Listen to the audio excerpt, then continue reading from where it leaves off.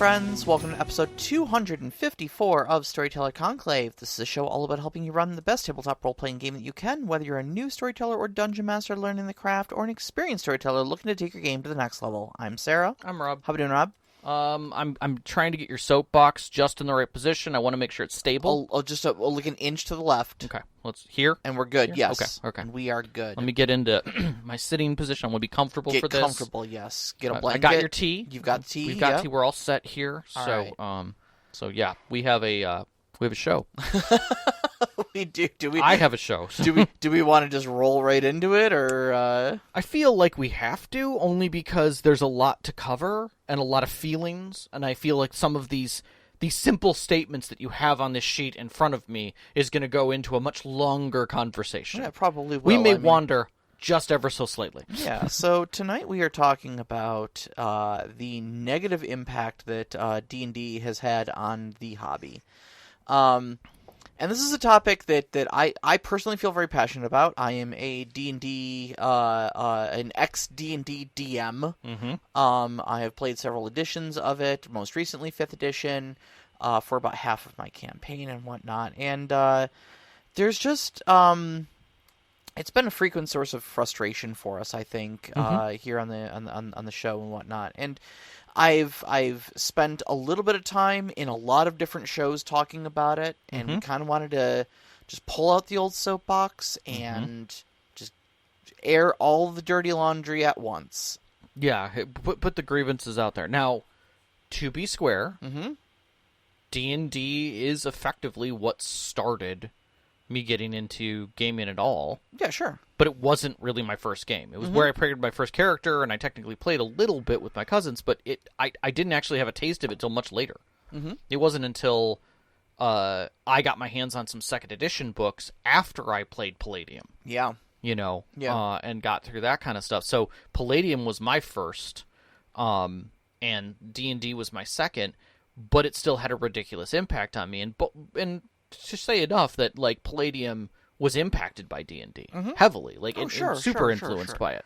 But it's not that, like, I don't have animosity toward people who play it, or anything like that. But it definitely is, and in most recent years has had even, I think, a much larger impact. I think its initial impact was culturally and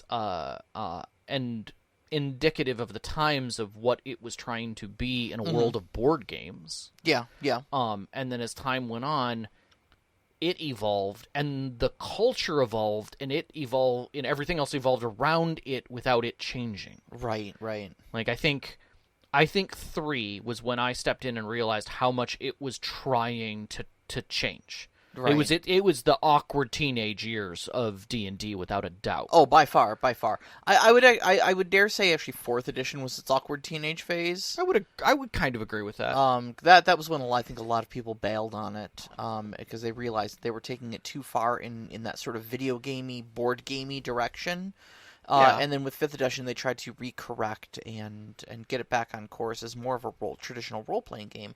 But I think it still carries a lot of baggage along with it. And even as it's kind of shifted editions and whatnot, the entire role-playing genre has kind of shifted in a lot of ways. And I feel like while D&D was trying to reinvent itself from 4th into 5th, all other games kind of moved away from where it was.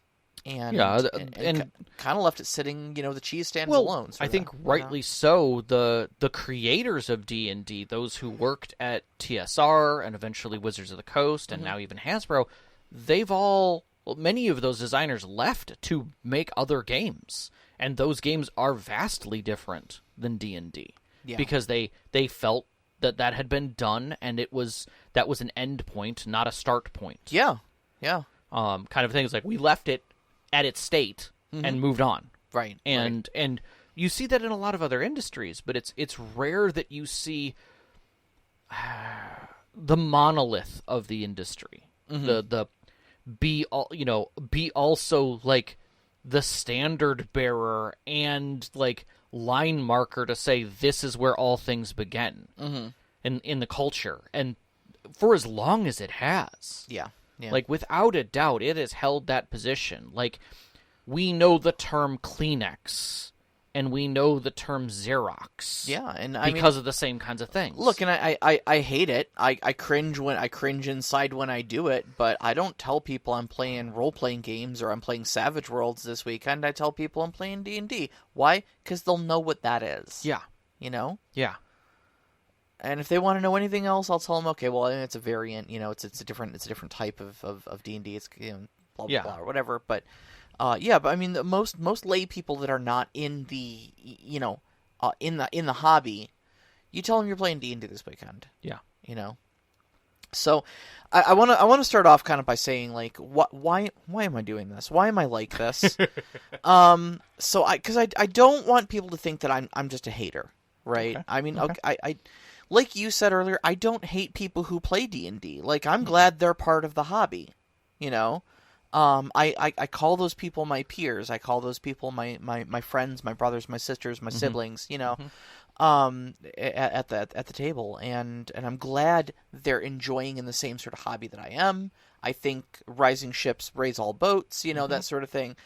But you can't just look at D&D in a vacuum, No. And it's I don't hate the player, hate the game, as the old saying goes. Yeah. And that's exactly what I'm doing here. Yeah. And I think it's not only important to look at the games themselves, but the culture that they manifest around them. Now, I do want to state that we are not going deep into the culture wars of D&D and what happened there. No. We're going to look at it from the game perspective. That's not the culture I'm talking about. What I'm talking about is the sort of habits that... So I oftentimes say games teach you how they want to be played, right? And D&D has a very particular way in which it wants to be played. And it tries to be the alpha and omega of all tabletop role-playing games, and so that leads to a lot of problems, which I will enumerate shortly. So let's start there, actually. Okay. The D&D markets itself as the flagship product for the tabletop role-playing game hobby. Okay? And it's really...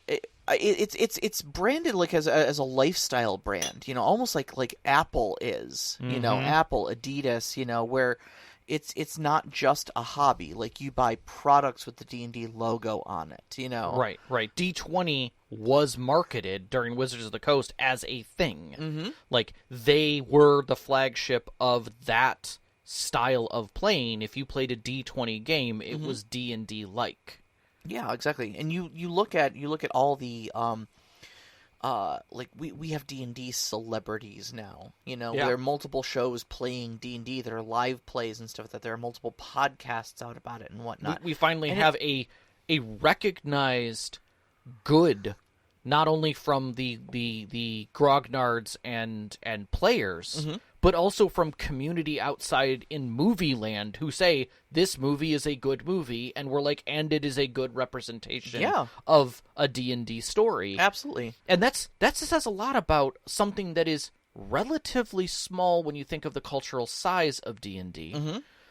That's huge. Like, you rarely get like a horse race story. That everybody's like, is a good movie that you want to see, and it's very much accurate about horse racing. Yeah, sure. And horse racing is much larger.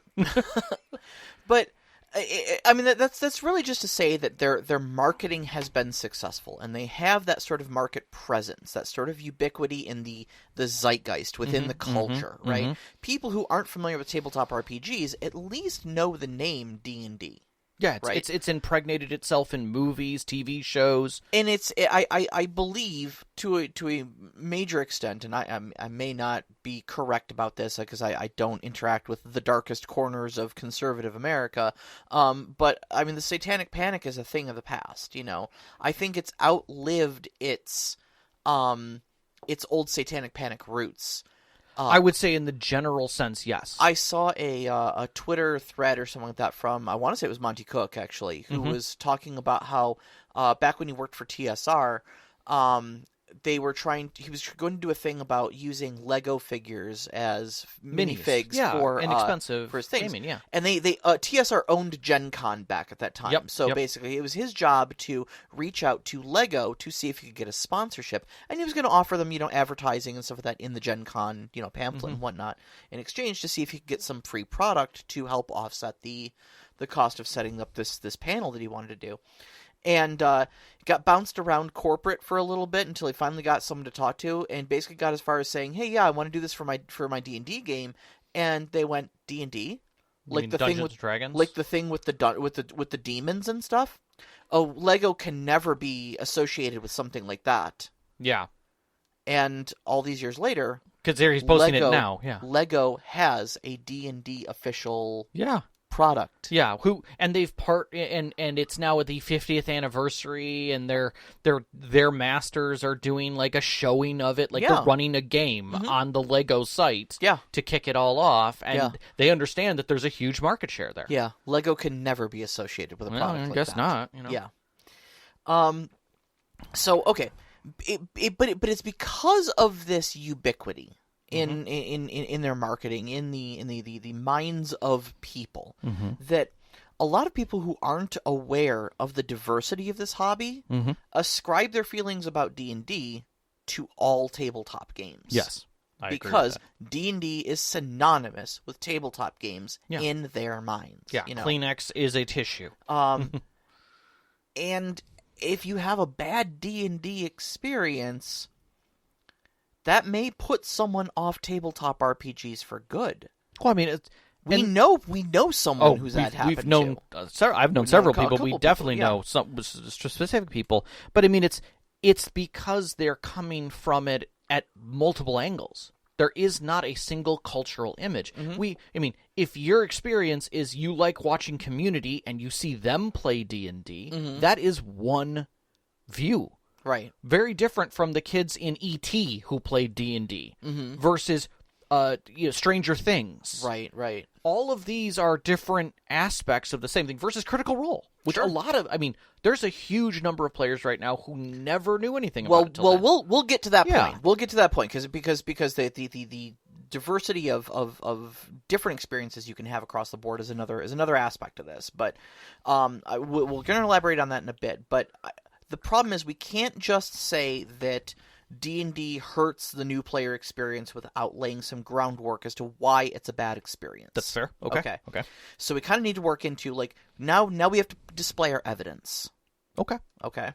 So the first point is, it markets itself as a one-size-fits-all system. And it is not. Without a doubt. It is very not. In fact, in a lot of ways, unless you're comparing it directly to, like, Pathfinder, which is essentially just a D&D offshoot, it's the ugly duckling in the room at this point. Yeah, I would agree. If you're comparing it to a lot of modern systems, it's the ugly duckling in the room.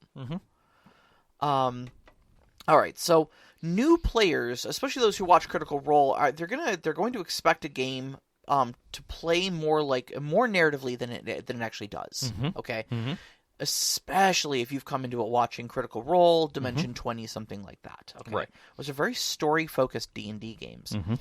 However, once you're at the table, though, a lot of new players are finding themselves facing a very different reality than what they're seeing in these live play shows that have attracted them. Yeah. They're frustrated with the number of rules. Agreed. I mean, I've got seasoned role players who sat at my table, and we still, like, when we parted ways with D&D 2 years after we started playing it, we still had players there that weren't quite sure about how to run certain things on their own character sheet. Yeah. They're bored with the combat, which is long and often unnecessary. Well, I mean, yes, I agree that it's unnecessary, but at the same time, D&D forces it to be necessary. It forces it to be necessary, exactly. Yeah. And the culture kind of encourages people to optimize their quote-unquote build. It plays a lot like a video game. It is with an emphasis on DPS rather than being allowed to focus on the story. And I mean, I'm sure we've spent a lot of time talking about how basically every character is a combat character. Yeah. You don't have the luxury of playing a social character. You can play a bard who has some social abilities. Right. But that's about it. Like, if you want to play a social fighter, there's not really a lot of great options for you to do that. Well, I think, and that kind of puts on to the next thing, is that it is that even though you make that statement that it has to sit within that framework, that's part of the lack of consistency. Yeah. Because you'll have storytellers right now who are listening to this going, no. I run a bard game where all my characters all the players in my game are bards, and they're all talky and play like they're all musicians. Sure. But you're also not running D&D. You're homebrewing some kind of a situation that sits within that. Exactly. And I can open a beer bottle with a screwdriver, but it doesn't mean it's the best tool for the job, buddy. That exactly is the point. It just means it's a neat trick I know how to do, you know? But because of that, when someone sits down and has an expectation that it's going to be Critical Role, or has an expectation that it's going to be a dungeon crawl, right? Because that's what they saw, and it isn't. It's ridiculous amounts of whiplash. Yeah. That one in just a single experience. Yeah, and even within core D&D, you're not really quite sure what you're going to get, because being that it is a mass marketed game from Hasbro, a billion-dollar company, and they want to constantly churn out products so that they can constantly churn in profits, unlike most other games where it's like, hey, I'm just glad the rule book got put out there. I'm glad you're reading it. It's here for free. Yeah. Get the PDF for $10 up on DriveThruRPG. I'm not trying to fund my house off of this. Yeah, it's an authorship versus a product. Exactly. And so you've got them pumping out constant new updates, and you're never quite sure what rules you're going to be working with. Are you going to be working with just core D&D? Is there going to be a bunch of homebrew? Are you going to be including Tasha's? Are you going to be including Xanathars? Ghosts of Saltmarsh? Are you playing in Ravenloft? None of this includes the additional compendium stuff that they do online that retcons certain things because they're making micro adjustments that someone reads in a forum and decides to add into the game. Right. That you have no idea coming in. Like, you could have bought the book, and they're like, oh, no, you needed to get the version online, which has the updates. So all of this kind of comes down to their between being a bloated product and having, a different image than how the game is actually played. Sets a lot of mismanaged expectations. And honestly, when you boil down human experience, mismanaged expectations, I thought I was getting one thing, it turns out I got another thing, is the core of most people's frustrations with things. Yeah. Okay. And honestly, I think this is if I were to speculate, this is the exact reason why Critical Role is making Daggerheart right now.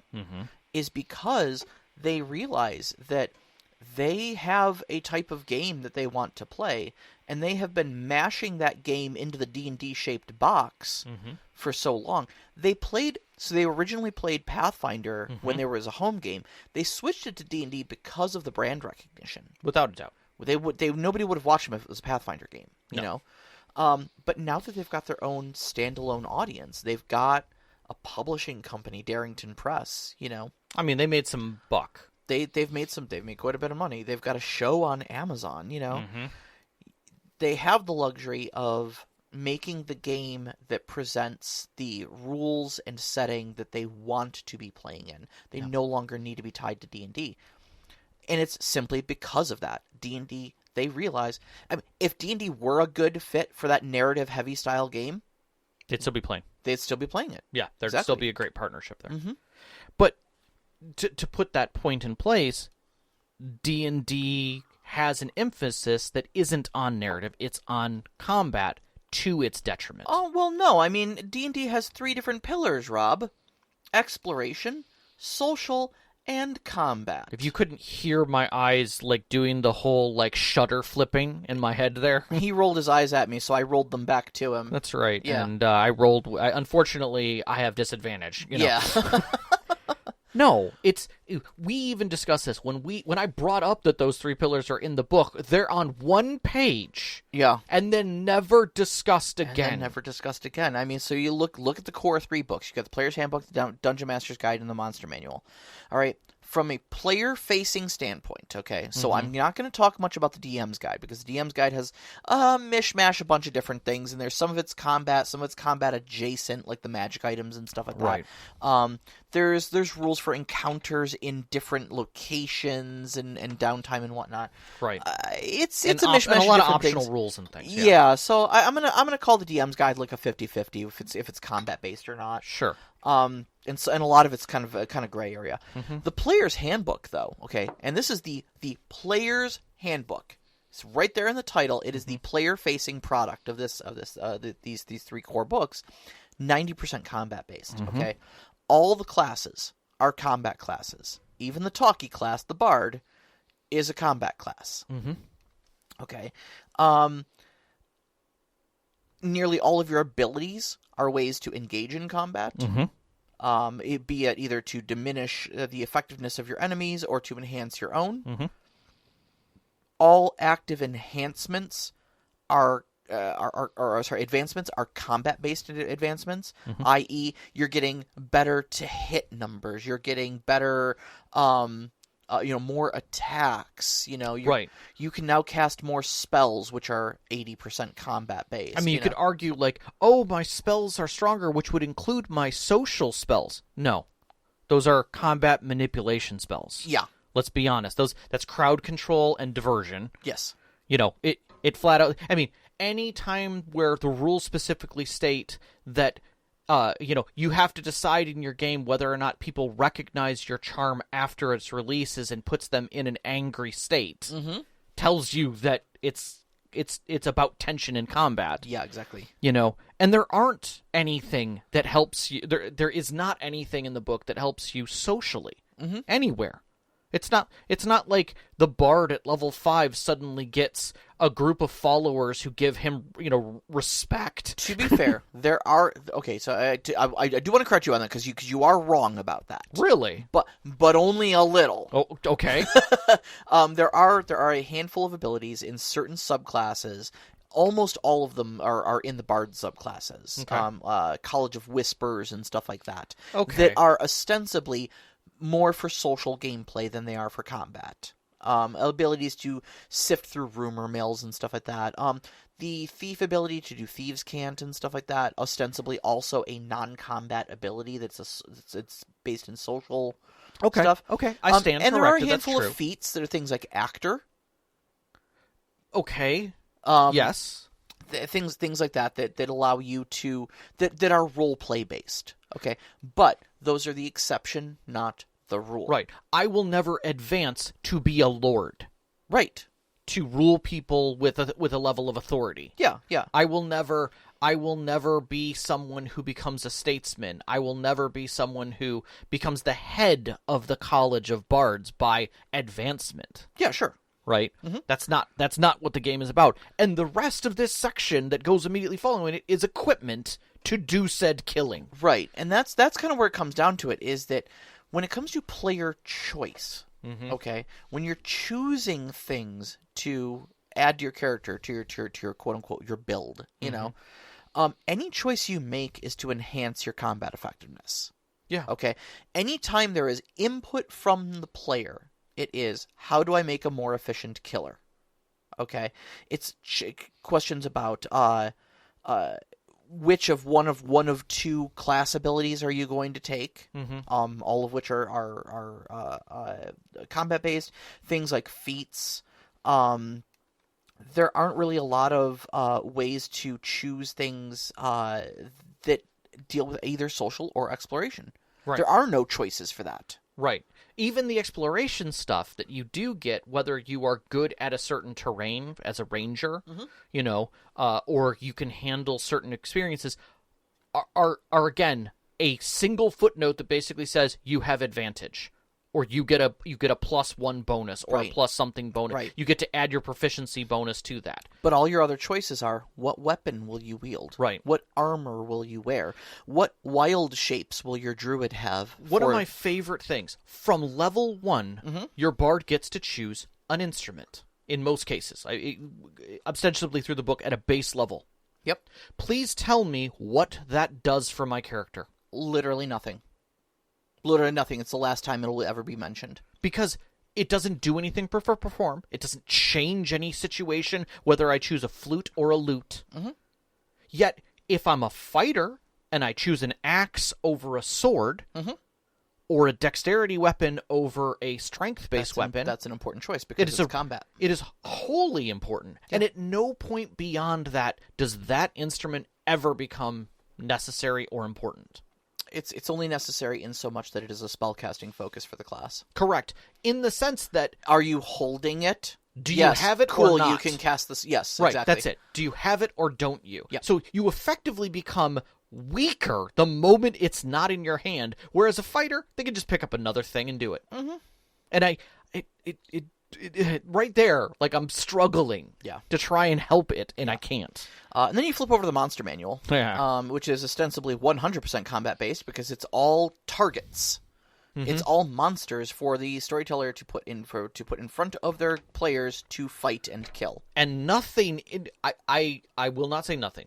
I will say 98% of that book gives you no ability to work around that combat. Yep. It is, here's its challenge rating, here's its hit points, here's how much damage it does, here's its unique attacks. Here's how it will mess with you. Here's how it will will fight you. Yes, exactly. Yeah. So especially, like I said, from a player-facing view, okay, we're staying entirely on that side of the DM screen, excluding stuff found in the DMG. This encourages players to do nothing but combat. Okay. We've said it dozens of times before. If all you have is a hammer, every problem looks like a nail, right? D&D hands you a gigantic box full of different hammers and tells you that there's 3 ways you can solve the problem. Mm-hmm. Yeah, buddy, I don't see the screwdriver or the wrench in here. No. Or, maybe they're buried under all the hammers. I think I'll just grab a hammer. And besides, the most fun option is combat anyways, okay? And I get that, but I don't think it's because people want the combat option with that much ubiquity. I just think it's because you don't offer them anything else, and then you put, like, chain lightning on their damn sheet. What do you think they're going to choose, you know?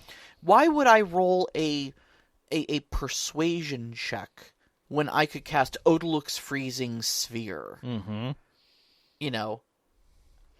Why would I put those things on my sheet and then try to avoid using them? Yeah, and then we ask why we end up with murder hobos. Yeah, exactly.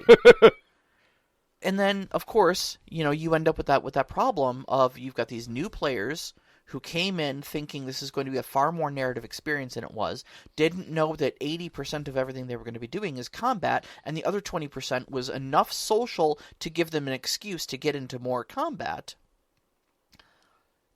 And if you don't enjoy combat, what is there to do in this game? Well, not only that, but within that framework, all the other players who see that new person trying to befriend a hellhound, you know, like, well, I don't want to kill it. I want to see if I can make it my pet. Yeah.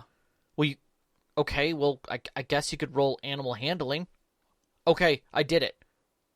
So you now have a pet hellhound. Okay, I don't know what to do with this now as a storyteller. Right. Like, and the other players are like, you have a hellhound? Well, that's evil. Like, we need to get rid of it. Well, why? I made friends with it. What's the problem? But it feels awkward even to talk about it, and yet it should be accepted. Like, they're a ranger. They love nature. That nature's just in a different place. Sure. But it's that ridiculousness that even comes out through our conversation that we're having right now says a lot about that moment, that definition. And I think for me, the real sticker of all of this is the combat isn't even good. It's really not that great. Right? Yeah.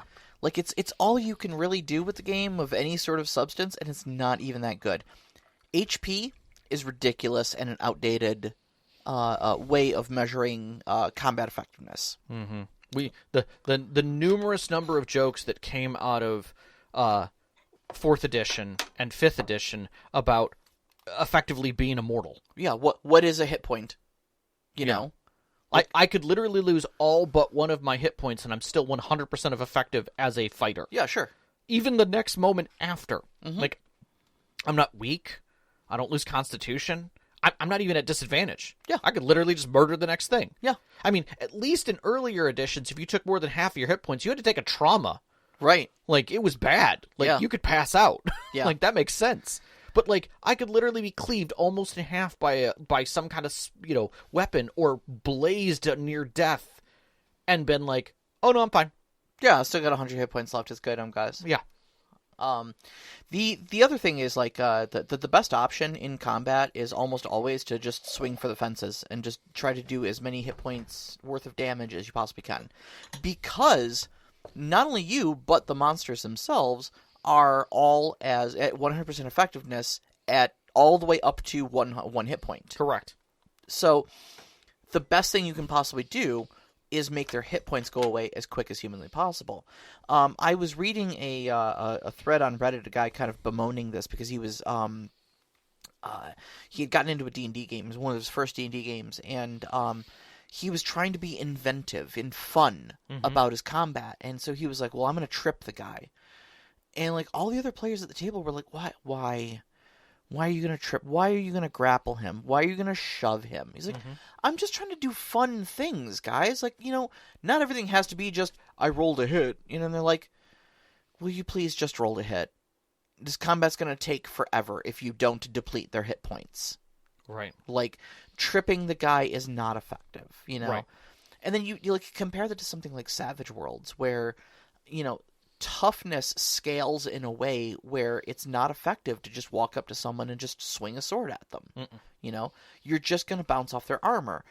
Distracting them, teaming up on them, things like that are effective combat techniques that help lower and mitigate those sort of defenses. Well, you almost have to say that it doesn't look at it like combat, it looks at it like a challenge. Right. How are you ending the challenge? And there's even rules in Savage Worlds for things like, your talkie character who doesn't have a weapon shouting, "Hey, I had your mother last night and she wasn't great," and that, what did you just say? Oh, he's distracted now, Yeah. because you succeeded in a test against him. Yeah, where in D&D you did 1d4. No, that's exactly. Yeah, that, and you have to have that spell specifically, that bard exclusive spell. Right. The best you could do is that, or you could open combat and try to intimidate them to not fight you. Right. You opened a combat in my Savage Worlds game by rushing into the warehouse and slamming not into the enemy, who was big and tough and very scary looking, but into the shelf full of boxes next to him, and knocked a bunch of crap over on him. Right. And I was like, okay, cool. He's distracted from that. Oh, you rolled really well. He's also vulnerable. Fantastic. And guess what? The fighter's up next. Yeah. But that's the thing is that the best options are not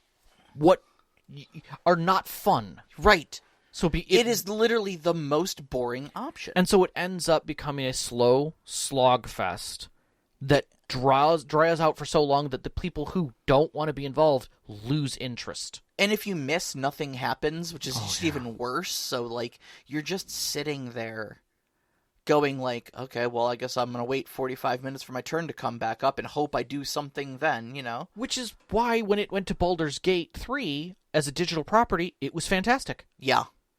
Because it was streamlined. All of the numbers, all of the things were put down to buttons. Well, don't jump the gun here. We'll get to Baldur's Gate 3 in just a second. The last thing about the combat, though, is that you're encouraged to have lots of it. Yes, and that's the key thing to this. Is it's like, okay, well, just don't do combat. Well, you can't. You can't not do combat because it doesn't add stress because you're not depleting resources. Because you're not depleting resources. Not only is it a combat-based game, but it's an attrition-based game. Right. And if you don't have lots of combats, if you try to do what I did, and that was say, okay, well, I'm just going to run a lot of combat. Everybody walks into combat fully rested up with their biggest guns ready. Right. And the game isn't balanced around that. No. You either have to put your players into situations where they can potentially get two-shot, or you put them into situations where they just walk in, snap their fingers, cast their one level 6 spell for the day, and obliterate the monster you put in front of them. Or you don't run 8 combats before you let them rest. Right. And or the hidden thing, which everybody is which a whole bunch of people are already commenting on, I'm pretty sure, which is, well, just play with some home rules. You can't do short rests, or you can only do long rests. And again, you're optionally changing the base core of the game. You're not functionally playing D&D. Mm-hmm. All right. Now we can discuss. Thank you. We can talk about D&D playing like a digital product. Because Baldur's Gate 3 is only one small sliver of that. I agree. But I do want to step in starting there. Because I think it does put to the point that you've always said, which is that D&D is being gamified. Yeah, it's very video gamey in how its turns work, how it is structured on almost like an action point system. Yeah. Where you get an action and a bonus action and a reaction and stuff like that. And it feels very video gamey, especially because, then you get the emphasis on combat. Combat is grid-based. And it really starts feeling like moving pawns around on a board. Digital board game. Yeah, exactly. And so, this is kind of where Baldur's Gate 3 comes in, you know? But the other aspect of that, and I'm going to take it just a step away a little bit here and stepping into D&D Beyond, is that D&D Beyond wasn't the first stage of digitizing D&D. I remember the CD that came in the back of the player's handbook. Oh, yeah. Yeah. Where they kind of stepped into that because you needed something to help you with the rules as a new player. I never used that CD. There was a Java program that built characters. I don't remember what it was called. There were a couple. But the point of the matter is that they shipped out a CD because of the rules. Yeah. To make it easier to play. We're going to do the bookkeeping. And D&D Beyond was literally just the next step of that, is that, hey, do you want to play with just the core rules? Or do you want to check all these other boxes and play with all these other rules? Because it'll be helpful if you have this tool to help you. Like, I remember playing Shadowrun, and you basically needed a digital assistant. Oh, God, dude. If you had all of the books and things. Palladium was the same way, but we never got a digital assistant for that. You had to wait till someone made one for you. Yeah. Like, D&D took the step forward of like, nope, we're going to put all your character sheets online. We're going to make it easy for you to even level up. It'll just be a button, and we'll show you everything you need to do to be able to click through and get to your next level. And hey, for what it's worth, I actually really like D&D Beyond. Like, I think it's a good product. I thought it was very good to use. It was very intuitive and stuff like that. Now, where it sits culturally and the game that it is representing, I've got some quibbles with. But I like D&D Beyond just from a usability standpoint. I'm going to be the Otra on that, is I don't. I think it's good for them. I think it's good and helpful as a tool, and for accessibility, great. I'm going to leave that on its own shelf. But then now I'm going to step into my upsetness about this and the fact that they are literally forcefully gamifying a product and moving it away from the table, forcing you to use digital utilities and even a VTT that they're building because it's so complex that it takes away from what you're trying to do with the table, and it puts people further again within the zeitgeist of this is how it should be. No, you're right. I was actually having this discussion. There was a YouTuber that I was looking. So I was looking for reactions, like for discussing first impressions of the Daggerheart beta. The Critical Role, right? Yeah, the new Critical Role system. Yes. So they just put that into beta testing, and they were giving out a lot of, like, basically you can get the whole system. Yeah, of course. Free print online. And there was this YouTuber named One Hell of a Nerd that was doing a sort of first impressions sort of podcast about it. I'm just going to ask the question. Young or old? Younger. Okay. Younger. And about 10 minutes in, he was about a 15-minute long video or so, and about 10 minutes into it, he said that the dice mechanic, rolling 2d12, adding them together, and seeing which of the two dice was the high one, for purposes of rolling with fear or rolling with hope, was too complicated compared to the super simple, streamlined 1d20 that the D&D has. And I literally stopped listening. And I went back and I actually commented on the video, and I was like, I stopped listening to you right there. I said, clearly you've never played any other game system if you think that 2d12, adding two dice together is too complicated for players, right? And he believe it or not, he was very respectful. I was kind of a crappy comment to make. It like, was. It was a little snide. A little stabby. It was a little stabby, but he actually took it really on the chin. Was like, hey, thank you for the feedback. You're correct. D&D is the only game I've ever played. So I don't know what other systems would do, you know. All I've got is my own experience to go on. He says, and I was kind of trying to pose it from a new player's standpoint of, like, if you've only played D&D, how might you view Daggerheart? And so you know, absolute kudos to him for handling my snide comment to him, you know, with such grace. So if you are listening to this, shout out to you, one hell of a nerd. But I you know, I kind of came back to him and basically said, like, you know, it's not. You can't be perpetuating that other game systems are scary. Yeah. You know, because it's already such a big, you know, feeling in the, you know, people don't want to get away from D&D because they're afraid to get away from D&D. Yeah. Not because they love D&D, but because they're afraid of other systems. And I'll speak more on that in a bit. Sure. That's a whole topic. I'll hold my tongue. And he says, you know, that's true. He says, but I use D&D Beyond, you know, to introduce new players to it, and it takes a lot of the bookkeeping out of it. And I said, if you need a computer to do the bookkeeping for you, that's not as new player friendly. It's not the flex you think it is. No. You know? I think it's the opposite. Yeah. Like, getting somebody into a challenging interface by telling them that I'm going to give you a graphical user interface to help you get into it. Right. No, we're gonna play a pen and paper TTRPG. Here, sit down at this computer. When people who don't need accessibility tools to get in, you've created an issue. Precisely. Yeah. And then, you know, also you said the evolution then of that, previewing their VTT. Yeah. You know, I mean, you want to talk about something that looks and feels a lot more like a video game. Yeah. I mean, they're not going as far as turning it into a video game, right? But like the little characters on the stands are animated. It looks it feels very much like Baldur's Gate, but with miniatures. Mm-hmm. You know, and I remember back when I was using Foundry VTT, but in like the heart of the pandemic, before we were comfortable playing in person again. I remember seeing, like, looking for mods for Foundry, to kind of spice up the experience and whatnot. And I saw people discussing, like, hey, how do you make a mod for an automated shopkeeper so that players can just go to that shopkeeper and just open up a menu and just buy things and it'll automatically deduct gold from their character sheets? And I'm like, why would you do that?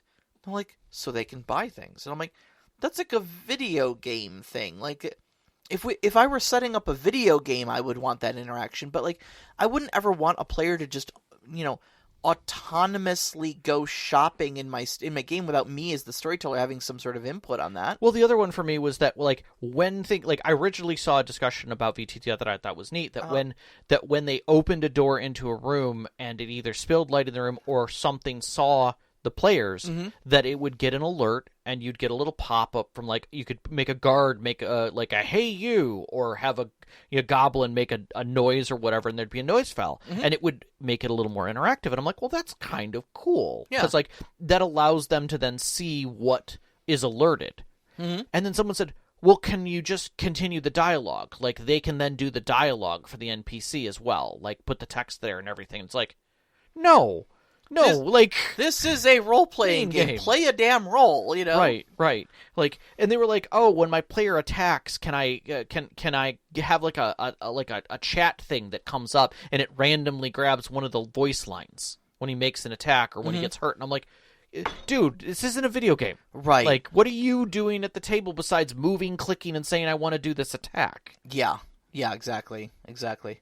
Knox, we see your question. We'll get to you. We'll get to you. I'm gonna put that back in the questions section when we're done here. Agreed. But I kind of want to actually bounce back to Baldur's Gate 3. We kind of glossed over it a little bit. No. We're bouncing. Because again, that kind of lends to the whole, you know, like video gamification of D&D. I remember when we started playing Baldur's Gate. First off, it's a phenomenal game. It deserves every award that it got. Yep. And like my main takeaway from it was that the mechanics that feel slow and clunky in the tabletop feel amazing when you've got a computer doing all the math for you. Because it's tedious. You know? It's tedious. They're video game mechanics already. Let's just let the computer handle it. I agree with your statement. But I will say one thing. What's that? It exemplified the problem, which was everybody respecing and custom making to be the best that they could possibly be as an individual. Yeah. To be the best DPS or whatever. We saw this. Yep. Like, finding builds, doing customization so that they were multi-classed in just the right way. Yeah. I mean, you've got this great video game that offers you a true immersive sim, if you know the definition of that term. You know, where like, it doesn't tell you what solution to use, but there are dozens of solutions, be it stealth or trickery or talking to the right people or finding a key or doing a side quest that'll give you, access to an NPC who lets you into a location or whatever. Yeah.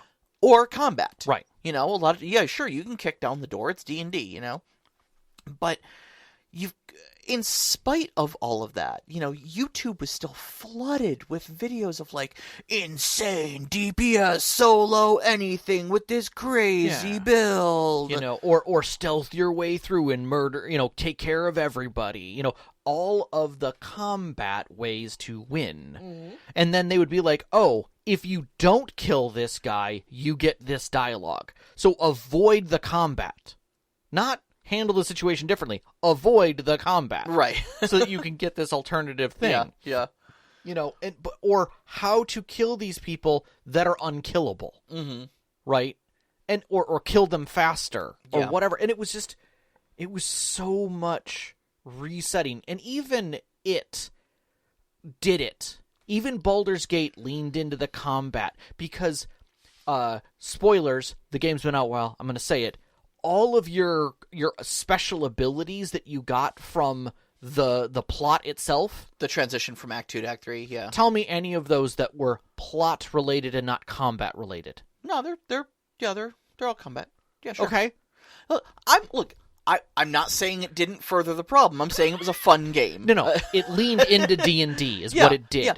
As a video game, it was great. It was great. Yes. Yeah, but I would have just loved to have one of those freaking tentacle powers be you're good at communicating. Mm-hmm. Because he was. The master character in it was this amazingly intelligent guy who then used his abilities to manipulate the city. He didn't beat the crap out of the city to do his bidding, which everybody else did. Yeah, he manipulated it from the shadows, yeah. Where is that? Right. It's not there. Right. You can't do that. I get you.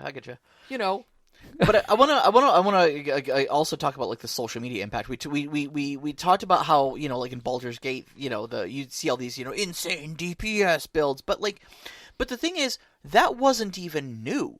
Okay, that wasn't the first. We've been seeing it for years. Where if you look up Dungeons and Dragons on YouTube, I mean, first off, there's just hundreds of channels dedicated to it now. Endless posts on Reddit and whatnot, but so many of them are about, the best builds, insane DPS, which is wild to hear a tabletop game referring to DPS. Well, because DPS stands for damage per second. It's a video game term. Yeah. Popularized in World of Warcraft and EverQuest. Agreed. Where you would cycle through your abilities and it would average out your damage to a sustained damage per second. Yeah. Right? Damage per round would be better. Sure. Really, it's true, you're alpha. But the fact that people even worry about things like, here's how to build a tabletop role-playing character for this tabletop role-playing game that does insane DPS. The fact that it's their focus. Yeah. Is, again, speaking to the culture around the game, Yeah, those who remember D&D 2nd Edition and its splat books, those books were not full of combat. They had a fair amount of here's the complete Ranger handbook. Sure. And in it had other classes and the abilities of those classes, but it also went into a lot of detail about who those people were, what it meant to be that class, the lore kind of that sat around it. in a much grander sense versus just a set of levels and the abilities that you get that are combat related around them.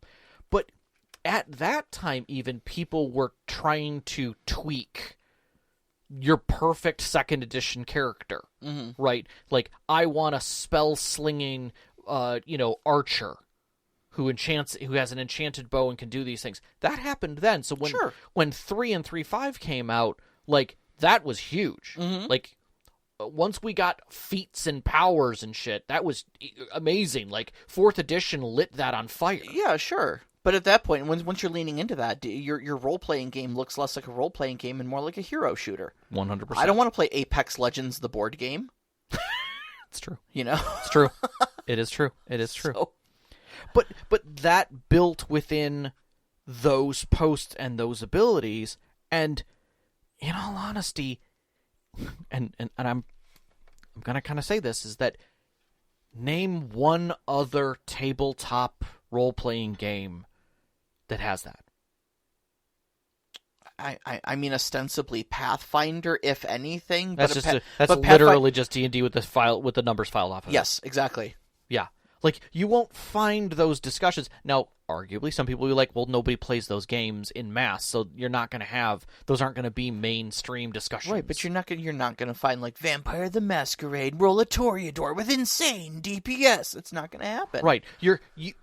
There were small communities of that where people would say those things, but, like, you didn't want to play with those people. Right, exactly. Like, you knew what you were getting into. No different than Shadowrun. Yeah. Like, Shadowrun, you'd min-max at the beginning, but after you were done, like, that was it. Yeah. Like, yeah. And, I mean, like, something like Shadowrun, I would almost give a pass on this, because Shadowrun is ostensibly about a bunch of people doing crimes. Right. Oftentimes those crimes involve guns and assaulting places, you know. So I kind of get why you would build a combat twink character in that, because you're being hired as a professional gun. Yeah. You should be a professional with your guns. Right. And it knows what it is. It does not lie about what it is. Right. So I kind of get it, but, like, you can't market Dungeons and Dragons as an adventure game. Right. That has these 3 pillars of exploration and social, and then only build trained killers out of it, you know? Yeah. So this does sit at a place where it's a D&D problem. Yeah. Not a TTRPG problem, a D&D problem. You know, like, you look online and you look at all these different channels that we were just referring to and stuff like that. You got hundreds of thousands of people discussing this game, and their main focus is not on storytelling, right? But it's on how much damage can I do in one turn. What is the best combination of abilities to make my character the most lethal killer I can be? Mm-hmm. Because that's how you play D&D. Yeah. All right. All of this combines, like you were just saying, to make for an experience unlike any other tabletop RPG. Yeah, it's not. It doesn't sit anywhere else. Right. The problem is that, like we stated earlier, okay, the thesis statement of this whole thing is that they market themselves as the flagship property for all TTRPGs. Okay, they're the quote-unquote Walmart greeter of games. All right, I'm actually glad that Knox in the Box is in our live chat right now, because I had this exact conversation with him when we first started playing a little bit. He was like, hey, I wanted you to run a game for me. And I was like, yeah, sure, I can do that. What game did you want to play? And he went, what do you mean? I said, well, there's a lot of different tabletop role-playing games. Did you want to play D&D, or did you want to play something with, like, vampires, or did you want to play something with, like, superheroes or something like that? And there was a moment of silence over the phone, and he went, there are other games? Yes. And, like, as funny as that is, we get a chuckle out of it, but that's not an uncommon sentiment. Mm-hmm. There are people who only, because of the ubiquity that D&D has in the hobby space, and how dominating it is, there are people who literally don't know that there are other options, okay? Yeah. Tabletop role-playing games and Dungeons and Dragons are the same thing in their minds. Mm-hmm. So a D&D experience becomes a tabletop role-playing game experience. A D&D problem becomes a TTRPG problem. Yeah. You follow? Yep, 100%. All right. So D&D attracts new players because they have this multi-billion-dollar company marketing to them, and they're pumping up products constantly. It's all over the stores. You can buy it at Target, for Pete's sake. You can. You know? You can get it. I will take it one level lower than that. You can find the starter kits at, like, the dollar secondhand resale stores in bulk. Yeah. You know? Like Ned's Shack is a place where, like, literally they had a pallet of starter kits that were discounted. Like, they've hit that point. Yeah. Yeah. It's literally it's a product. It's everywhere. They've reached market saturation. Yeah. Okay. Yeah. In the truest sense of that term. So you've got all these players whose first contact experiences with D&D, and they assume, therefore, that their experiences are typical to all TTRPGs.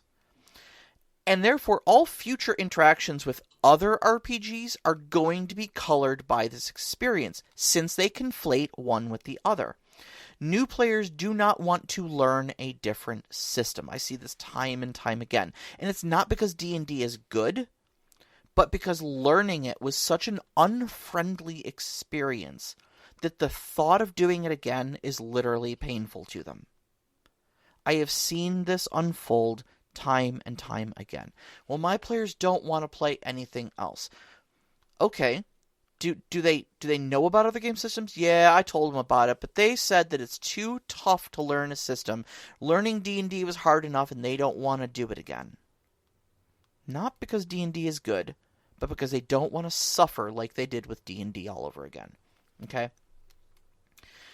Just because they think that if D&D was that tough, all other systems must be like it. To heck with that. Let's just stick with D&D. At least I'm comfortable with it already. You know, at least I understand the pain, rather than pain and unknowing.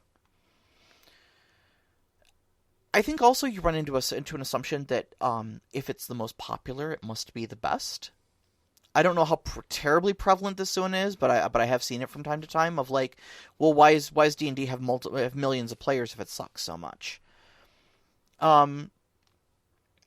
And I think it's, again, because, you know, people refuse to try anything else because they believe that they're already at the apex of role-playing games. Like, why would I play anything else? I'm already playing D&D.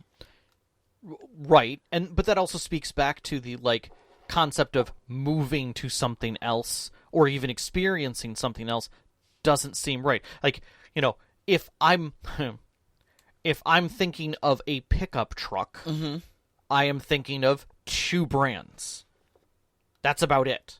In the general social zeitgeist of trucks, I'm thinking Ford and Chevy, because I'm in America. I'm also thinking of GMC because I work for, you know. Right, but you work for it to put yourself in that mind frame. The moment that someone says a Toyota, they're kind of like, oh yeah, I guess there is that survivability that's there. And there's a smile on the face. Yeah. Like, they're not taking it seriously. Yeah. But that is literally the same feeling, the same generation that comes out of that. It has a market presence that then makes everything else seem a little ridiculous to even think of, unless you've got a purpose. Yeah. And at that point, you're investing in what you're doing, and most people just don't care. Like, when I go to U-Haul to get a truck because I'm doing outdoor work, what truck am I picking up? More than likely, it's a Ford F-150. Yeah. That's what it is. That's what's sitting in their lot. It's not going to be another brand. It's going to look and feel and be a Ford F-150. Yeah. Because that's what it is. That's what a truck is. What a role-playing game is in the mind of social world is D&D. Yeah. So if you think about something else or try to explain that a truck is not just a truck, they go, what? Yeah, and then you end up with people who are like, well, I'm trying to homebrew D&D to do whatever, right?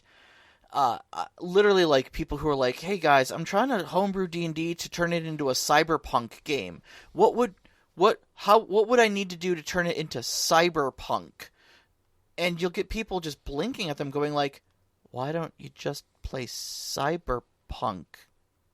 What's that? Or why would I? I already have all the D&D books, you know? Because to them, role-playing games, like you said, just look like D&D. And if it doesn't look like D&D, I I don't think that's not what I want. I don't want to do the system that literally invented the genre.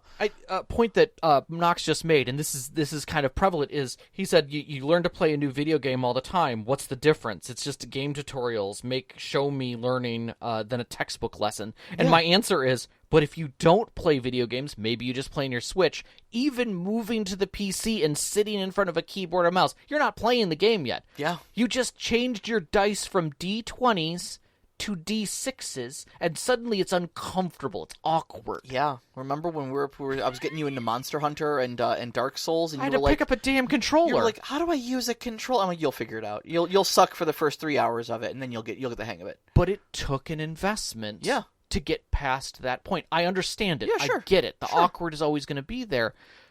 But unless the social pressure is with it, is in the positive, which it is not by far, we're going to be stuck in that loop. But here's the thing. Do you think that the time investment was worth it to learn the controller?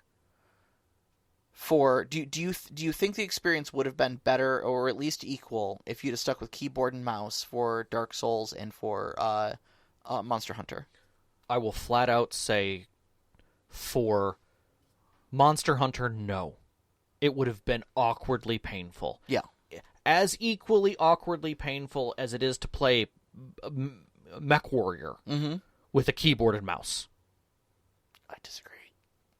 Once you play with the torso-twisting joystick and all the buttons are right there at your fingertips versus mashing your hand around on a keyboard. I can't do it. I can't. And trying to figure out how I'm going to twist my torso and my feet separately. I can't aim with a joystick. I've tried it multiple times, and I wanted to throw my joystick at my monitors. I can't do it. I understand, but that's how I felt with Dark Souls. Because why am I targeting things with this hand and moving with this hand and what do you mean, swinging? Click right stick? What kind of bullshit is this? Yeah. But I understood it within the scape of thing because it all comes down to comfort. Right. But my point being is that you got out of your comfort zone to learn the correct tool for the job instead of trying to shoehorn an incorrect tool into the experience and just slog through it. Which is the comfort point that people do. Yeah. They continue using the hammer and just spin it sideways and try to screw in something with it. Exactly. They take the hook off the back of it, and they're trying to pry stuff up that they never should, right? Right, right. It's so... And it's awkward to watch it when you've experienced another system. We've gone through a lot of systems. Yep. And you watch that, and it's painful. It's hurtful because it's hurting DMs every day. Yeah, because this isn't just a player problem. This is a DM problem too, No. And that's... I want to step into that realm. I want to understand... I want people to understand that I think is almost twice as bad as the player problem. It is. And this kind of is where the heart of this discussion comes in for me, right? Is that this is not just a player problem, it's a DM problem too, okay? D&D positions itself as the TTRPG, and the unique combat-heavy way that it plays, DMs learn that's how TTRPGs are supposed to be run. Okay? Mm-hmm. And this leaves them unequipped to play any other system. I understand. I empathize that looking at other systems looks scary once you've learned D&D, because D&D does not play like any other system, again, except for Pathfinder, which is just D&D with the serial numbers filed off of it. I mean, you can go adjacent. Like, for me, between Palladium and D20 was relatively okay. Relatively. Yeah. But it was still awkward as heck. But I'm going to be real with you. Who plays Palladium nowadays? I'm just making a reference point here. Yeah. I mean, that's a 25 years ago problem. But moving combat system to combat system, a Shadowrun. Sure. Right? Or even, and I'm going to say this, Cyberpunk Red. Mm-hmm. It's awkward. It's close. It's a combat system. Sure. Not confusing what Sure, Cyberpunk sure. Red. It's got other components in it, but it's still a very mechanical heavy system. Mm-hmm. And we're not saying not mechanical heavy systems, Mm-hmm. right? There are far ends of the it's- Powered by the Apocalypse. It's not that what are- you're running. Right. It's how you're running it. Correct. Okay. And that is with just the combat heavy focus of everything has to be combat. Everything has to be a DPS grind. Everything has to be balanced via a challenge rating and built via these mathematical things to put together these discrete encounters and a certain number of those encounters per adventure to make the system work. Otherwise, things start falling apart if you don't follow these exact formulas, you know? And this way of thinking leaves you horribly unequipped to run any other system. Yeah. Okay. You end up carrying so much of that weight with you that you look for that pain, that abuse that you've had. My own move from D&D to Savage Worlds was exactly this painful, and Rob watched it happen in real time. I did. I was up on like the Savage Worlds subreddit, and I'm like, how do I balance encounters? I don't see it anywhere in here. Well, I don't understand how you balance these encounters. You were trying to compare directly. Yeah. And the community was like, you don't balance. Why would you balance encounters? Like that's a D&D thing. You don't. I'm like, how do I give them combat encounters that won't wipe them off the board? And they're like, well, I don't know, maybe they shouldn't get into fights then. Fights are deadly. Like, you're getting into fights without, understanding that you could die if, bullets are whizzing past your head. Maybe they should find a different solution, And in my mind, like, I wasn't going to maybe they should find a different solution because I was still in combat is the thing the game is about. Right. Combat. I need to find them a way to get in a fight that is challenging but that they will win. And fun.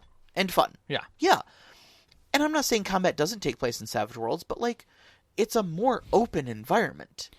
Right. Right. About the and it took me months of realizing if you play Savage Worlds like it's D&D, you're going to have a miserable time.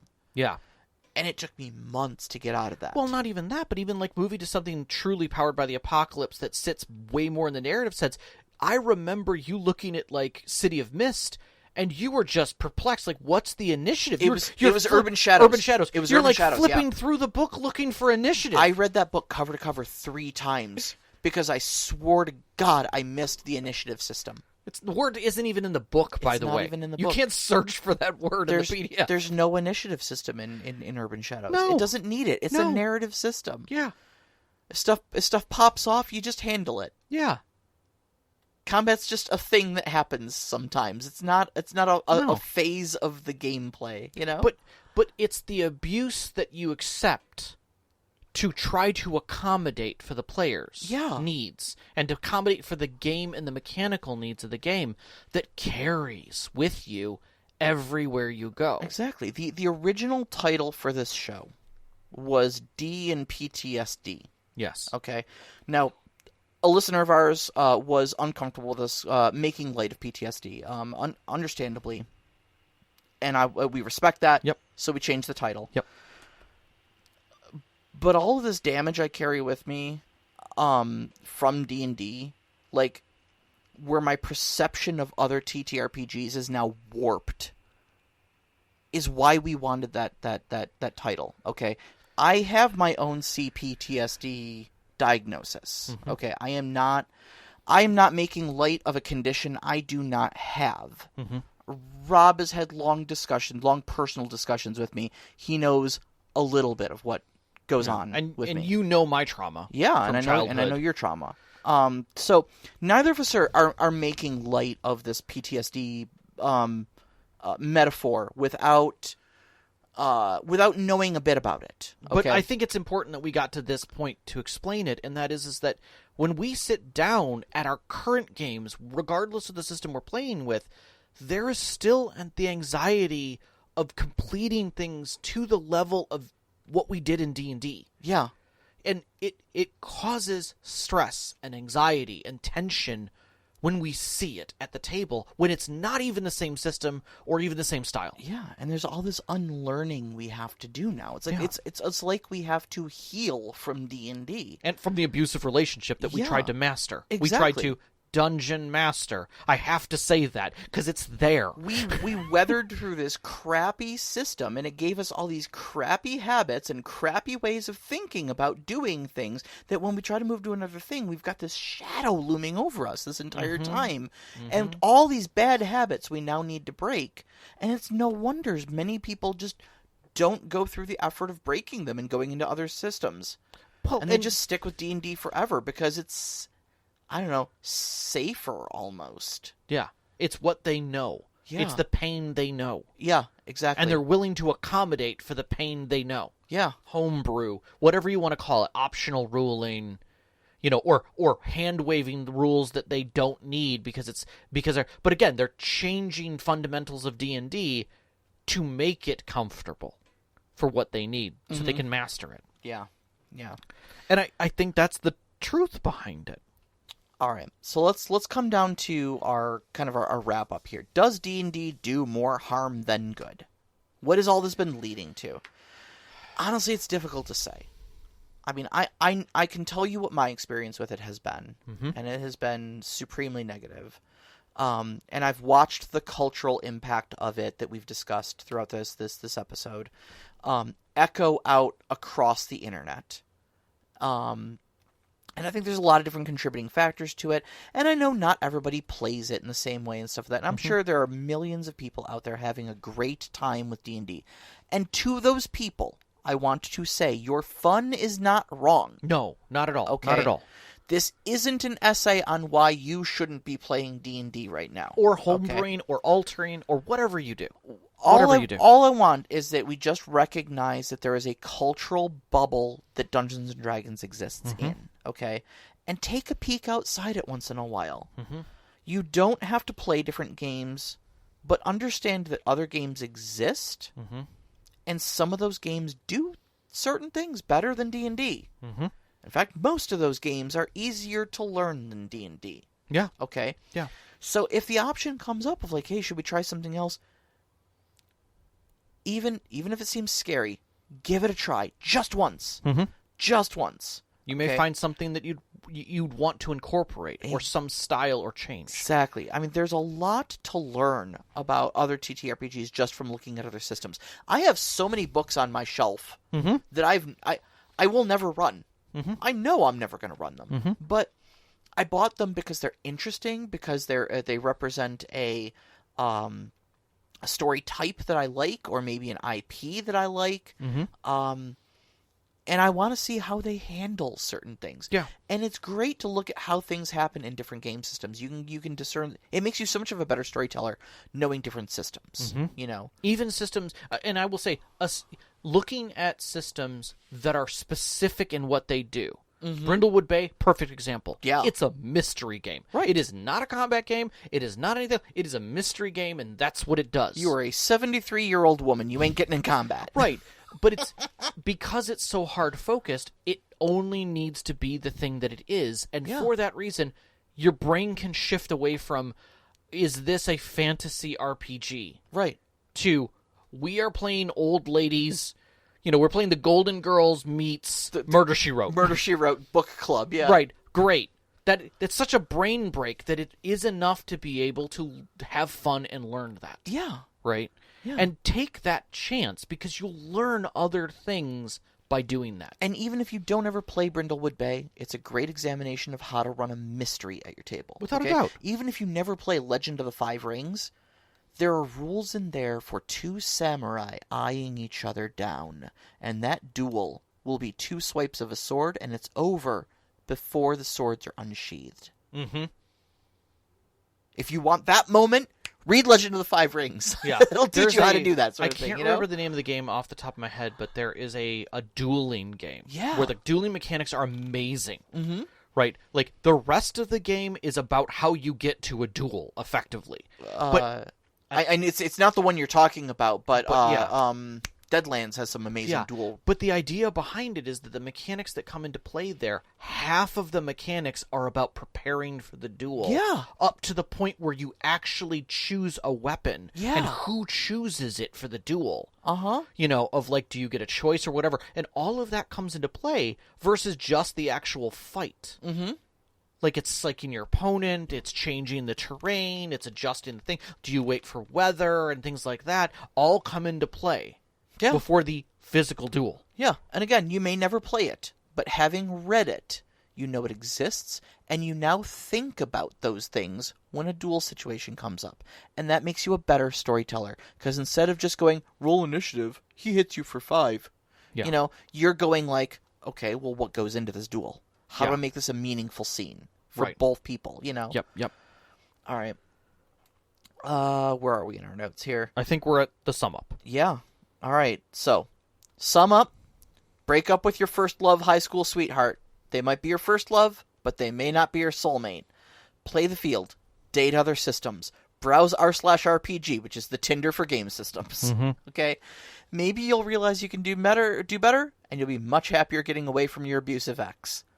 Or, maybe you'll find that you've got what you've got already at home is the best fit for you, but at least you looked, at least you know, and at least you made an informed choice. Yeah. And I'm going to extend that by saying, number one, if we were to do a show that extended this into more of a social discussion about D&D, I would literally have to title it When D&D Became a Product. Yeah. Because the truth of the matter is that when we look at YouTube, we are looking at people trying to support themselves and meet an algorithm that is about a product. Mm-hmm. If you remove the term D&D and what they're doing there, and you replace it with any other product, it becomes glaringly obvious. Yeah. These people are just selling makeup. Yeah. How to do makeup tutorials, how to make the best makeup, whose makeup sucks, did we cancel this makeup? Like, just change D&D to makeup, and re-watch those videos, and suddenly your brain goes, oh my god, it's a product. Yeah. Because it is. Yeah. There's very few stations. There are very few. Well, that's telling for me. There are very few media outlets out there, and we're tooting our own horn here all the time about this, but that are doing it because of the passion of what they enjoy, because they know, and they will say it. The better ones will flat out, openly, honestly say it, that they cannot change, because if they did, it would drop their viewership and they would disappear. It would kill their channel, yeah. This is why we don't have viewers on our channel. Mm-hmm. Because 4 people watch this show, and 2 people, listen to this show, and 5 people... Spotify's never going to put us at the top of the list. Yeah. Because they're not listening for D&D content. Right. Right? I mean, honestly, probably the reason why we are at the popularity level that we are is because we focused on all game systems and made this agnostic rather than talking about D&D for 5 years. Yeah, if we had literally put D&D in the title and we had talked about D&D all the time, we would have been a different podcast. And I'd have been so depressed, man. Yeah, I'd have hated every moment of it. But we'd also would have pissed off a lot of people. Yeah. Right? Yeah, we would have. But that's the point I'm trying to make here on the other side of this, is that what you are doing is supporting a product. Mm-hmm. That is being supported as a product. That's the truth. Yeah. If you enjoy the system, enjoy the system. But there's a lot of other games out there that are passion projects, and emphasis on the word passion. Yeah. A lot of people who have a lot of great artwork, a lot of great, really creative systems. We've spoken with them, and they're brilliant. We have spotlighted a dozen games every year for 5 years. Yeah. And I hope for anybody who's listened to the show for any amount of time has found at least one of those interesting. We know without a doubt that we have listeners who love the X without numbers. Oh, yeah. They are passionate because, and there is someone who definitely is not making a product. Mm-hmm. They are making something amazing. Yeah, what is it? Like 90% of the rules are free, and if you buy the rule book, there's like it's a bunch of DM tools that you get, basically. Yeah. But the idea behind it is it's there to be what you need it to be. Yeah. It's not a product. Yeah. And I love that. I loved Pangea. I loved hearing the passion behind building it. Oh, yeah, absolutely. Right? And you don't get that. I mean, Gary Gygax didn't even play with all the rules of D&D, and he made that damn game, and look at it now. I'm sure if Gary sat down today at GaryCon to play D&D, he wouldn't play D&D. I'm reminded of a concert I went to when I was younger, when Sugar Ray was still oh, hell popular. Yeah. I forget. I think it was Matchbox 20. I think Sugar Ray was opening for them. Sure. But anyways, he went to go introduce a song, and he says, "This is a new song that we're just putting out." He says, "Go steal it, download it. I don't care. I just want you to hear it." And then they just started playing. And to me, that sentiment of like, I'm just a musician, man, and like, unless you guys are listening to my music, like that's why I'm making it, so you guys can listen to it and enjoy it. Well, Trent Reznor did the same thing. He would release at his own concerts. Yeah, like he'd put bootleg CDs out. Yeah, and like USB drives and crap. Right, because he didn't make his money on his music. He made it on his freaking T-shirts. Yeah, exactly. Like he knew what he was about. But there's a lot of TTRPG producers out there that are making games with exactly that sort of mentality of like, here, I just want you to play my game, please. I'm passionate about it, and it's not corporate, and it's not sanitized, and it's not mass produced. Right. So all right, let's get to these questions before we die of old age. Fair enough. All right. So do you actually? Before I forget about it, I want to roll back to that one question by Knox here. Where was it? Should you try to create a mental wedge between video game and RPG game to better temper expectations? And what's your go-to way of doing that? First off, yes. 100%. Video games and TTRPGs are two different things, and you should separate those things. Now, I'm going to say to that point before we get any further into it, is that 100% depends on how you're running your game. If the expectation to your players that it's going to be a narrative story, give them narrative examples. Movies, TV shows. Show them narrative. Yeah. On the other hand, if you want it to be a hack and slash dungeon crawl meaning to be a grindy death, explain to them that it's roguelike. Yeah. You can use you can use gameplay, video game references when it's appropriate because that's the game you're choosing to run. And I'm fine with that. I think though that's where the dynamics shifts for me. But sure. But we aren't, grind story time, Right. Yeah. So yes, you should separate it, asterisk, unless you should not. Well, you should separate it because you should know what you're running. Right. Set your expectations. Don't avoid them. Yeah, I think that's probably my go-to way of doing that. Usually when I introduce a game, I also introduce the idea of it along with properties that would feel like it goes along with it narratively. Yes. I remember giving you guys a handful of YouTube videos when you're getting into my Elder Scrolls game that were explanations of the lore and the story and stuff like that. Yeah. To kind of prepare you for it. But honestly, Elder Scrolls at the heart of it is pretty generic D&D, so it's like it's pretty generic fantasy.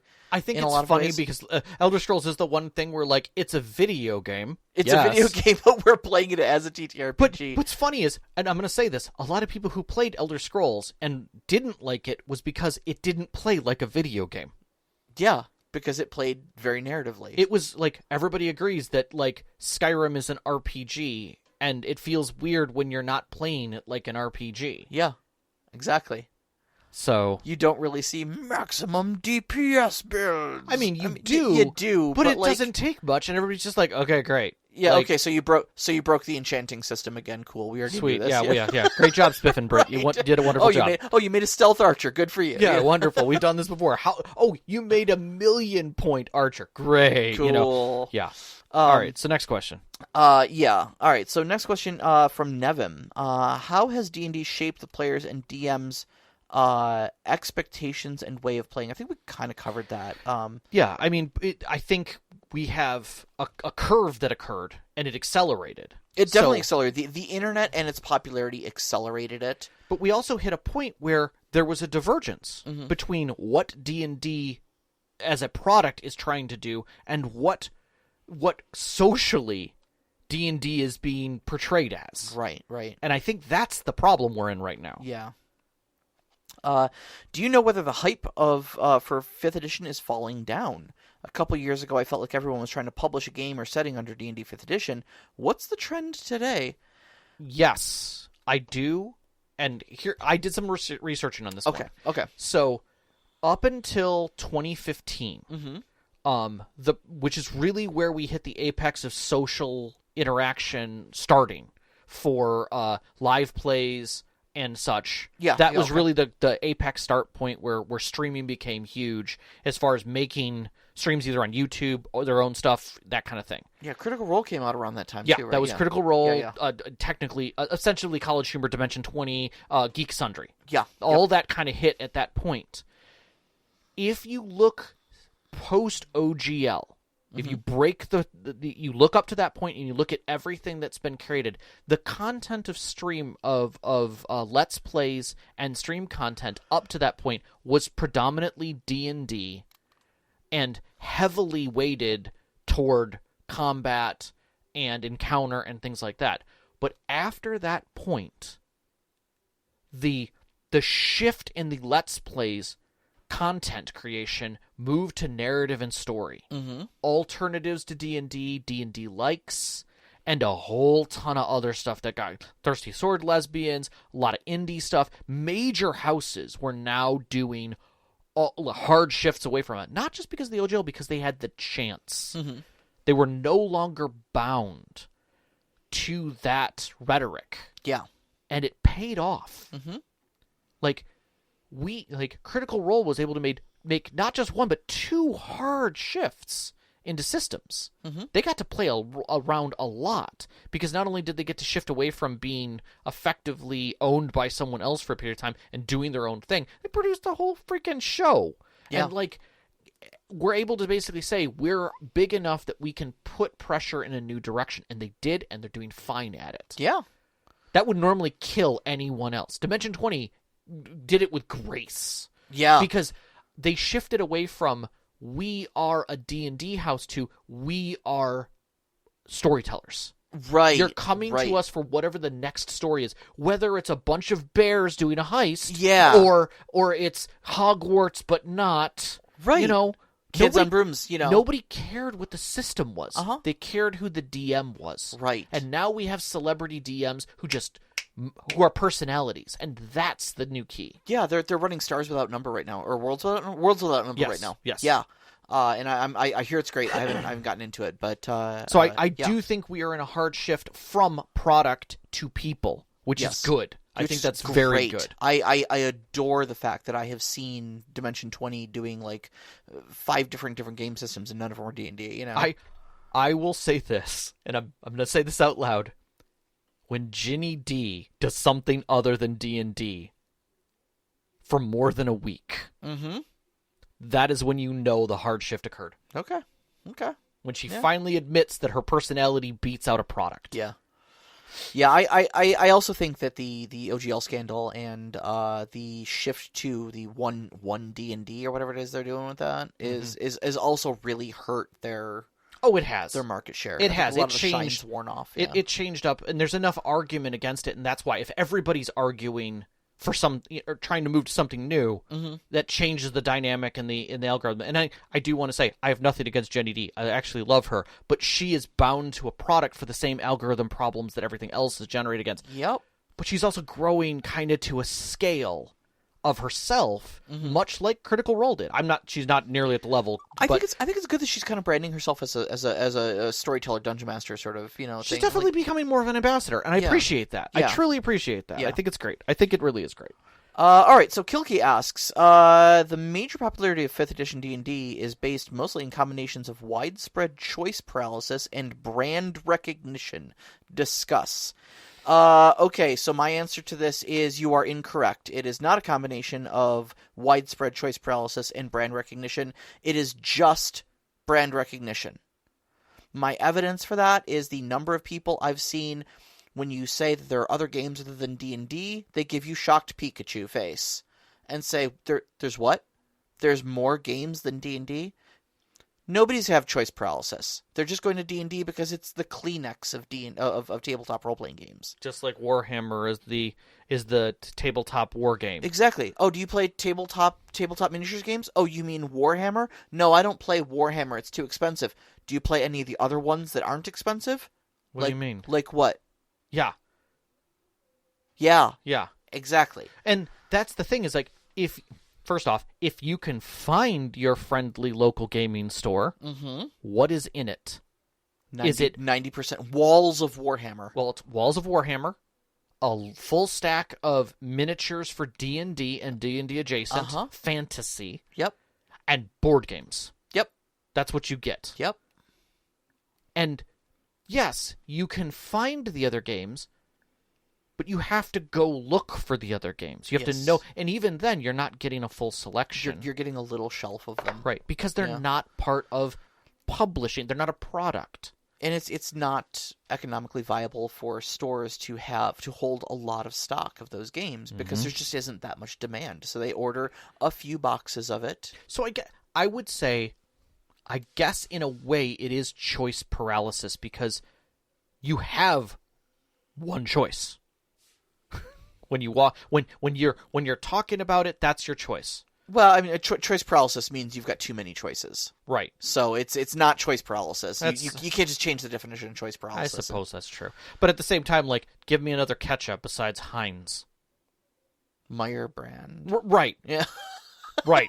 We actually have tried other brands, and I don't taste the same. It's because your brain has you mapped to one brand. It was too sweet. There was too much sugar in it. Again, that's what we're right back to that. Yeah. So, all right. So J-Gen X asks, having reviewed quite a few systems through your System Spotlight episodes, would you still recommend D&D as someone's first TTRPG? No. Never. Nope. Never. Nope.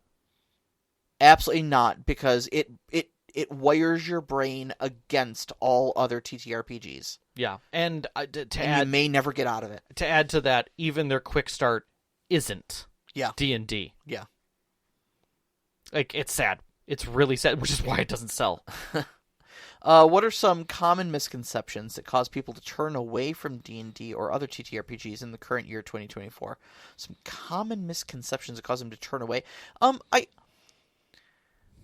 That it's hard. That it's expensive. Yeah. That they're not going to play it right. Yeah. Those are the ones that I always get. I don't know if I could do it. I can't do X. Whatever X is. Like, oh, I watch Critical Role, but I couldn't do what they do. I can't be I don't know what this means. I don't know what I would do in the game. I don't know the rules. It's too complex. Mm-hmm. Like, they just know the rules. And every time I don't understand it. Yeah. Like, yeah. There's a lot of that. There's I can't do voices. Yes. You don't need to do voices, buddy. It's fine. But they do. Or do them, and do them badly. Yeah. And it's fine. It's also fine to not be a professional voice actor and play TTRPGs. You can do it. Yeah. I think one of the other big ones, too, is I think there's still a lingering idea that TTRPGs is just a boys' club. You know, that every table you sit at is going to be a bunch of old grognard neckbeards that are sweaty and will make all the women uncomfortable. And I'm not saying that doesn't happen. We all have seen the TTRPG horror stories channels like Crit Crab and stuff like that. But I think it's an exception and not a rule. And I think it's changing. I think that is changing. I think if you're going to look to play a game and you do even a modicum of online research, your likelihood of coming across grognards versus hitting someone like Ginny D or Matt Mercer or those types of things. That's not what I'm saying. Oh, that's not what I'm saying. I'm talking about just simply being a woman in the gaming space. Oh, yes. And being able to sit down at a table and not be instantly disrespected. Yes. And, either A, hit on, or B, told to go make sandwiches for the other players. Yeah. Or a combination of both. Or at least the fear of that. Yeah, exactly. I also think that comes back down to who's running those tables and where they're running them. I'm not saying it doesn't happen. Yeah. We've all seen the horror stories. I'm just saying I don't think it is nearly as prevalent as the reputation carries from it. Correct. I think there are plenty of great... I mean, you bring up Jenny D. I think there's a bunch of really great examples of women in the RPG space that stand as equals, as peers amongst their male counterparts. And Gen Con was a perfect example. I sat down at a bunch of random tables. The females that were there were never disrespected. Everyone was equal. No, don't call them females. They're women. When you're comparing it against beard-wearing males, I'm going to have to say... All right. Yeah. No one told anyone to get a sandwich and make it for them. For being clinical about it, yes. The male-female divide, yes. The divide. There wasn't one, and that was my point, was that whether we had... It mattered not who was running it or who was at the table. Everything sat equally. That was never even a point of contention. Yeah. And I loved that. I absolutely loved that. And I still, to this, I will say to that end, don't be fearful of those types of things. It's different. Yeah. So, I can't say the same for, like, any of the wargaming stuff or any of the board gaming stuff, because I didn't do that shit. But I will say for that part, it was wide open, and it was fantastic. Absolutely. So, all right, we have beaten this dead horse for an hour and 35 minutes. Do you feel you've gotten this out of your system now? I've worked it out. I can be calm about it now. Okay. I can be normal. Okay. All right. Thank you all for joining me as I stood up here on my soapbox. Next week, Rob and I are going to be discussing game systems we would love to see. Because we've gone through a lot of systems. Yeah. And we've seen some neat stuff. We definitely have seen some neat stuff. But I still think there are areas that haven't really been touched. Yeah, there's like weird niche systems where it's like, well, what if we ran this system but played it like this instead, sort of thing. And I will be honest with you. I think next week's show is just going to be painting a giant target on us for r/RPG to go, you know that game already exists, right? Exactly. Like there are great rules for that. You just didn't know. Yeah, it's just here from some obscure publisher you've never heard of and never will again. Yeah, you know? Like, exactly. Oh, well, it was here the whole time. Yeah, it's been here since 1983, buddy. Okay, thanks. Great, thank you. Yeah, it's 4th version's in. It's been sold 3 times. Yeah, right. Exactly. Gallant Game now owns it. Didn't you know? Yeah. So. All right. Well, thank you everybody for joining us. You can find us on Twitter at @ST_Conclave, on Instagram at ST_Conclave. Listen to us live every Wednesday night at 7 p.m. Eastern Time at mixlr.com/storyteller-conclave. And join us up on our Discord. We have some great questions this week. Shoot us some questions. We'd love to answer them here on the air. You can find that link on our Twitter as well as our website, storytellerconclave.com. We'd like to thank our Patreon members who've supported us every single month, especially our named members, Knox in the Box, Subjet, the Arcane Asylum Veteran, Hulavu, Sam, Sean, and Sparkle Motion. We appreciate all your support. Our pre-show music is by Arcane Anthems. You can find them on Instagram or Patreon as Arcane Anthems. Our intro music is Beyond the Warriors by Geefrog. You can find them at geefrog.bandcamp.com or on YouTube Music. And our outro music, which you're hearing right now, is Only Our Footprints in the Sand by Mid-Air Machine. You can find them at freemusicarchive.org. And a big shout out as always to our families, Vicky and Sean. Thank you so much for loving and supporting us. All of our friends who've sat with us at our tables over the years to give you these great stories to share with you, and you, every single one of our listeners who listened to me up on my sandbox today or soapbox today. We love every single one of you. Thank you guys so much. Good night. Good night.